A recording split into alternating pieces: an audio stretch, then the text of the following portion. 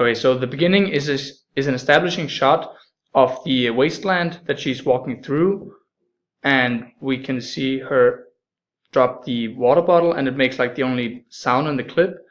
And there's a panning shot of the dried lake, and it pans back to Robin to focus on her and how solitary, or yeah, so her solitarity.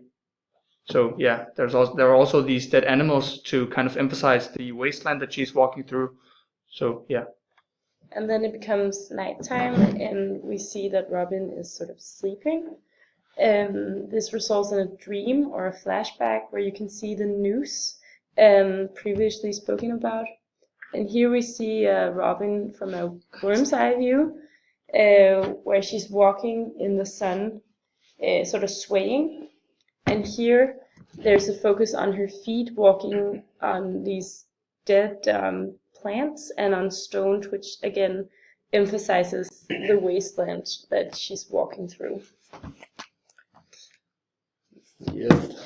Here we see Robin with her scarf on, and she smiles, which can indicate that she is a bit fragile mentally.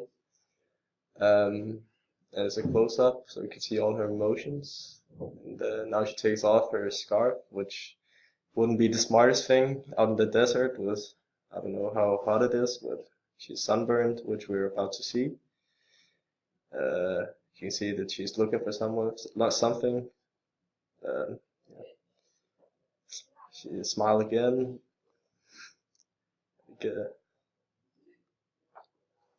I don't know. Then very soon it's sort of a an eye level shot, and then we go down to this feet level wide shot too.